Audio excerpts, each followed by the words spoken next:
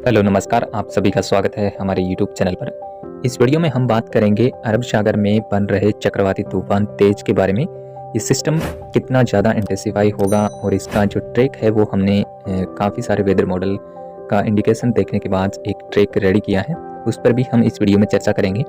अभी सबसे पहले अगर हम अलग अलग वेदर मॉडल के संकेत को देखने का प्रयास करें कि कहाँ पर इसका लैंडफॉल हो रहा है और ये सिस्टम ओमान या फिर यमन की तरफ भी जा सकता है या फिर भारत के पाकिस्तान की तरफ भी इसकी कोई संभावना रहेगी, इसके बारे में भी हम डिटेल से बात करेंगे। और साथ ही बंगाल की खाड़ी में भी काफ़ी मजबूत सिस्टम बन रहा है, वो सिस्टम भी साइक्लोन की संभावना उसकी भी रहेगी, तो इस वीडियो में हम डिटेल से बात करेंगे। तो सबसे पहले आप अभी ये जो ट्रैक देख रहे हैं NVGM के मॉडल के हिसाब से ये ट्रैक कहाँ पर लैंड कर रहा है। यहाँ पे आप देख सकते हैं कि ये जो ट्रैक है इस सिस्टम काफ़ी इंटेंसिफाई तो बहुत ज़्यादा इंटेंसिफाई तो नहीं हो रहा है, हो सकता है ये सीवियर साइक्लोन तक जा सकता है। और इस मॉडल के हिसाब से ये सिस्टम यमन और ओमान के बीच के भागों पर कहीं पर लैंडफॉल कर सकता है। और इसी समय आप देख सकते हैं बंगाल की खाड़ी में भी ये सिस्टम काफ़ी मजबूत दिखा रहा है और ये सिस्टम हो सकता है कुछ समय के लिए साइक्लोन बन जाए और उसके बाद जो सिस्टम बंगाल की खाड़ी में बना है वो सिस्टम आंध्र प्रदेश के कोस्टल भागों के सहारे से उड़ीसा, हालांकि भारत पे ये लैंड नहीं करेगा, हो सकता है उड़ीसा पे कुछ समय के लिए ये आंतरिक भागों पर रह सकता है। उड़ीसा वेस्ट बंगाल से होते हुए ये पूर्व की तरफ आगे बढ़ेगा। इसके अलावा अगर हम GFS ECMWF मॉडल पर भी देखें तो वो किस तरीके से इंडिकेशन इस सिस्टम को लेकर के दे रहे हैं।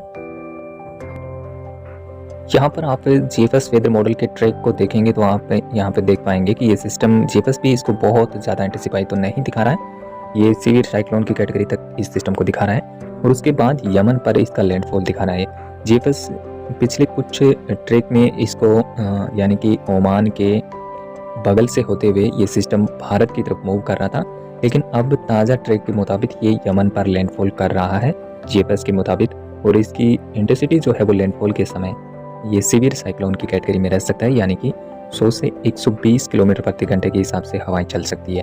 और GFS जो बंगाल की खाड़ी में जो सिस्टम बन रहा है उसको बहुत ज़्यादा इंटेंसिफाई नहीं दिखा रहा है, लो प्रेशर या फिर वेलमार्क लो प्रेशर तक ही वो सिस्टम सीमित रहेगा। लेकिन आंध्र प्रदेश, उड़ीसा, वेस्ट बंगाल के भागों पर इस सिस्टम से भारी वर्षा जरूर देखने को मिलेगी। तो हालांकि जो सिस्टम अरब सागर में बन रहा है उस सिस्टम का भारत पर बहुत ज़्यादा इम्पैक्ट होगा नहीं। हालांकि जब ये सिस्टम लो प्रेशर रहेगा तो उस समय दक्षिण केरला और आसपास के भागों पर कुछ समय के लिए अच्छी खासी रेनफॉल एक्टिविटी हो सकती है।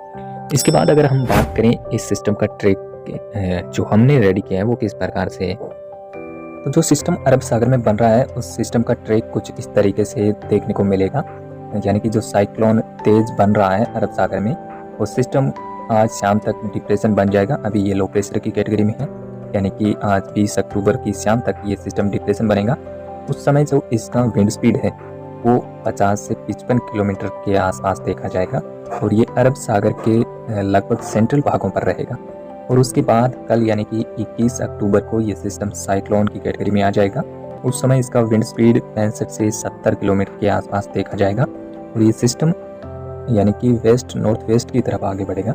और उसके बाद ये सिस्टम 22 तारीख तक यानी कि 22 अक्टूबर को थोड़ा और इंटेंसिफाई होगा, थोड़ा और मजबूत बनेगा ये सिस्टम। और उस समय इसका जो विंड स्पीड है वो 80 से 85 किलोमीटर के आसपास हवाएं देखी जाएगी इस सिस्टम के आसपास, लेकिन ये साइक्लोन की कैटेगरी में ही रहेगा। और जब ये सिस्टम यमन के कोस्ट के पास में पहुंच जाएगा तो उस समय ये हो सकता है कि सीवियर साइक्लोन की कैटेगरी में आने की संभावना है।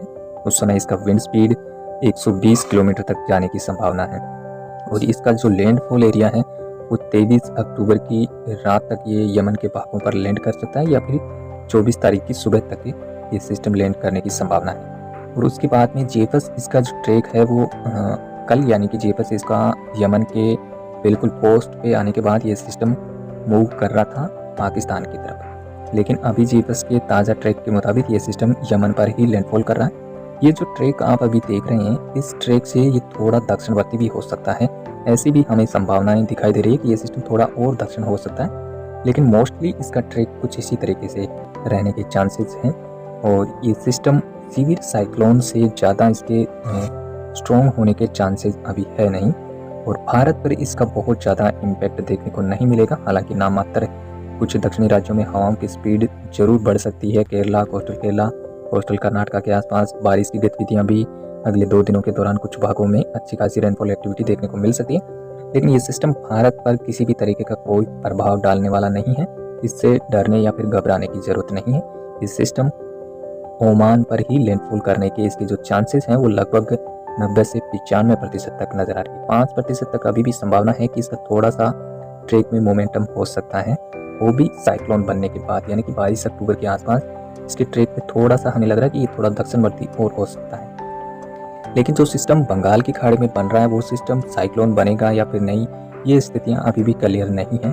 हो सकता है वो सिस्टम डिप्रेशन तक जा सकता है और डिप्रेशन बनने के बाद में वो आंध्रा के कोस्ट से होते हुए उड़ीसा और पश्चिम बंगाल के भागों को प्रभावित कर सकता है। यहाँ पे काफ़ी तेज़ गति से हवाएं चल सकती हैं और भारी वर्षा होने की संभावना रहेगी 23-24 अक्टूबर के आसपास में। इसी समय यहाँ पर भारी वर्षा होने की चांसेस नज़र आ रहे हैं और हवाओं की स्पीड भी काफ़ी ज़्यादा रहेगी। हालांकि ये सिस्टम साइक्लोन बने या ना बने, लेकिन डिप्रेशन भी ये सिस्टम ज़्यादा है तो भी काफ़ी ज़्यादा विंड स्पीड यहाँ पर देखने को मिलेगा। इस पर भी हम नज़र रखेंगे और आपको अपडेट करेंगे कि वो सिस्टम कौन सी कैटेगरी तक पकड़ सकता है, कहाँ तक ये सिस्टम जा सकता है। लेकिन उस सिस्टम के चलते भारत के कोस्टल इलाकों पर जरूर बारिश की एक्टिविटी होने के चांसेस हैं। लेकिन फिलहाल अभी इस वीडियो में इतना ही। आप जुड़े रहिए लगातार हमारे YouTube चैनल के साथ। धन्यवाद, नमस्कार।